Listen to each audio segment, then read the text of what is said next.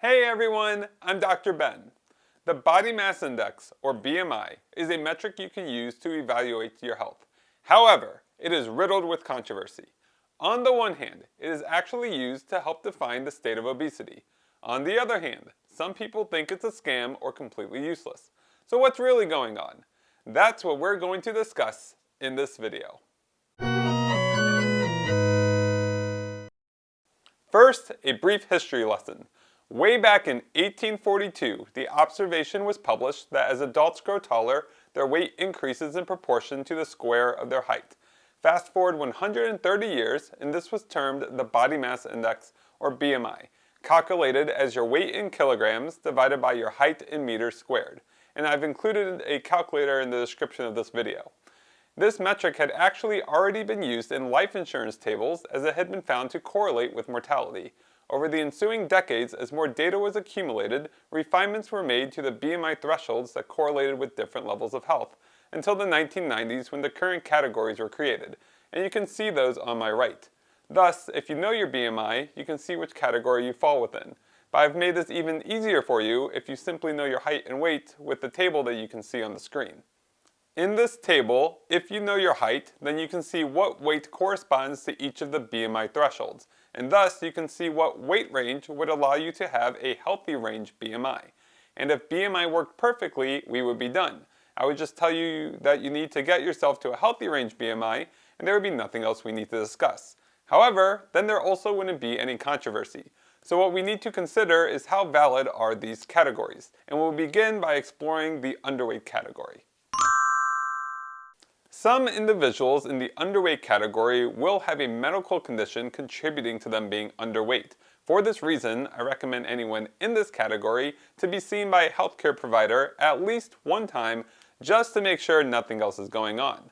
However, if you can exclude all of these concerns, then the question becomes, are you actually unhealthy?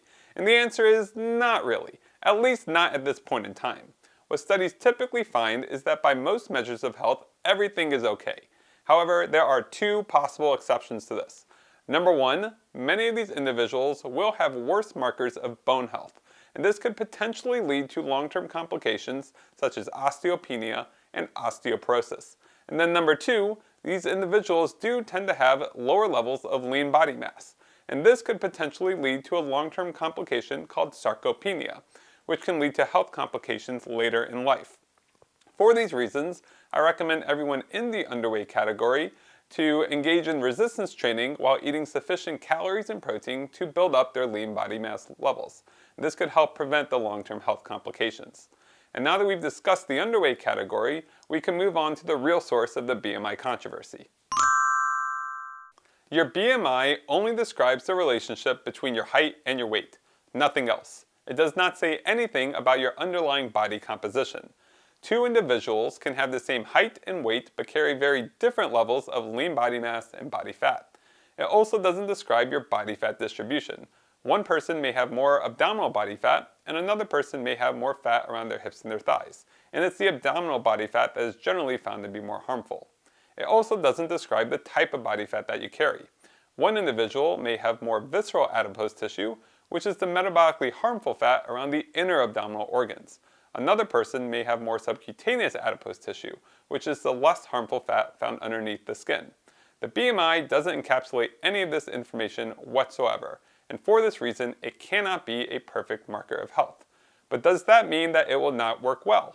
Well, let's take a look at the elevated BMI category and see what the data indicates.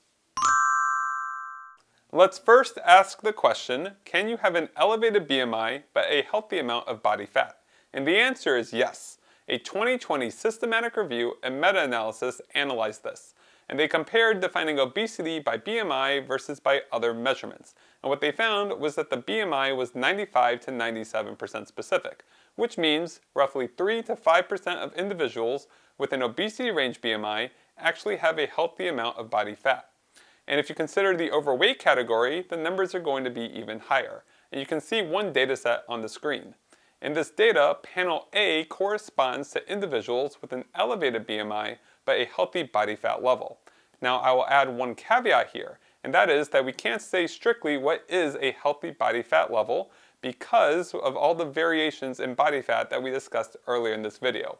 Typically, many studies will consider a body fat percentage above 25% in adult males and above 32 or 35% in adult females to be unhealthy. But it's hard to say definitively what a healthy body fat percentage will be for any given individual. And now that we've looked at this scenario, there are actually two more that we need to consider. The next question we will consider is if you can have an elevated BMI and elevated body fat levels but still be healthy. In the literature, this is termed metabolically healthy obesity. And this is a controversial topic because there is no strict definition of metabolic health.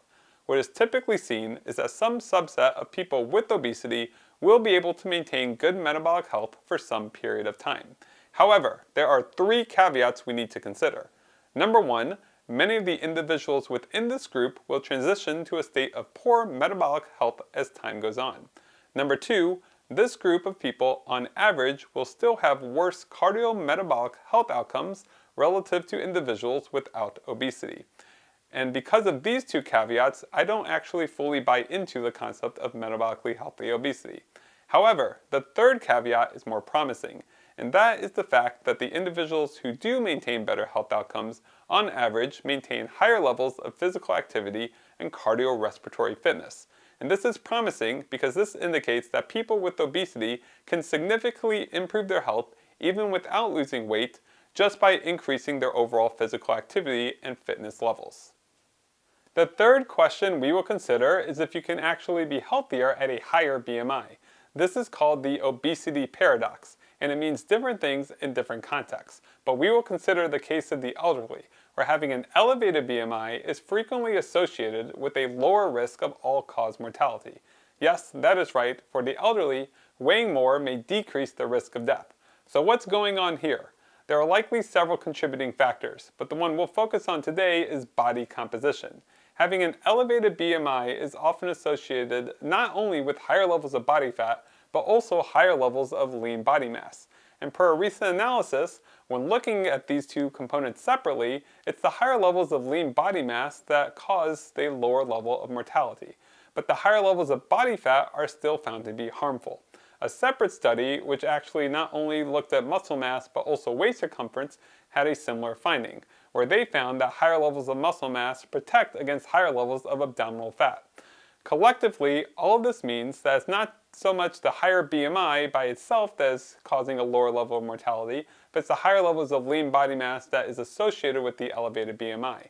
You can get around this issue by engaging in regular resistance training and building up lean body mass without developing higher levels of body fat.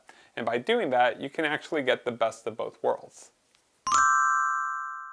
So can you actually have a healthy range BMI but be unhealthy? Unfortunately, you can. This can occur if you have too much body fat and too little muscle mass.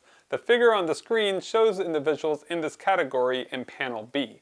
As you can see, quite a few people fall into this category. In the general public, this is termed skinny fat, whereas in the research world, this is termed overfat. And this can actually occur in over 20% of individuals with a healthy range BMI, with some studies finding this number can get up to around 50% or so, based on how you actually define obesity and elevated body fat levels. Now the next question becomes, does this actually mean anything? Are there worse health outcomes for these individuals? Unfortunately, there are. This group of individuals on average will have significantly worse cardiometabolic health outcomes. So if you believe you are in this category, what I recommend that you do is undergo healthy eating to try to lose some of the extra body fat, while also undergoing resistance training to try to build up your lean body mass. In summary, the BMI is a metric that has some prognostic value in large-scale studies, but may not tell you very much about your own individual health. You can have an underweight BMI, but still maintain good health for an extended period of time. You can have a healthy range BMI, but have too much body fat and too little muscle mass. And you can have an elevated BMI, but have a healthy amount of body fat, or carry that fat reasonably well while maintaining higher levels of fitness and stave off long-term health complications for a while. And thus, you cannot solely rely on the BMI to help you know if your weight is actually healthy. The question then becomes, what should you do instead? And that is the question that we will explore in the next video. I'll see you then.